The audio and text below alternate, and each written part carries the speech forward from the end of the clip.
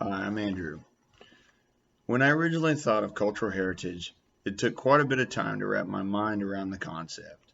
I asked several people about their cultural heritage just so I could get an idea of how mine relate and what mine even is. One of the people I asked told me that it's you. It's the way you live, what you believe in, and how that makes you feel. So, that being said, my cultural heritage is a simple farmer's lifestyle that lives away from the majority of society. At the age of 9, my family moved back to the southern Illinois area. During this time, we moved in with my great grandpa Brown to help get back on our feet. My grandpa's name was Robert Brown, and he was a farmer his entire life.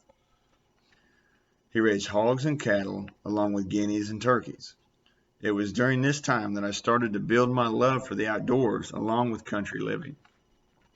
As Grandpa got older, he slowed down raising livestock, but always tended to a massive garden. I remember as children, my sisters and I on Saturdays were forced to help pick produce from his gardens for hours. It was awful. But little did I know then that those weekends spent with Grandpa in the 1,000-degree summer days were helping to lay the groundwork for the type of person I am today. I strive to be half the man my grandpa was, unfortunately sometimes falling short. My grandpa instilled in me that friends and family come first.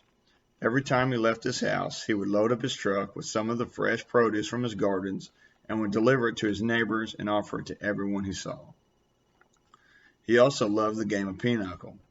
Some of my fondest memories are of gatherings at his house playing cards and my grandpa being an ornery old man. When my family and I get together for the holidays, we keep Grandpa's tradition alive and break out a deck of his old playing cards, and the memories come flooding back. A few years after Grandpa's passing, I purchased 10 acres of his property so I can keep his memory alive and begin to show my boys the love for everyone that he showed me. We began raising and caring for livestock to help keep food on the table, but also to teach my boys responsibility and discipline that many in today's society lack. My heritage to me is also a strong work ethic that I not only get from my great grandpa, but also my father.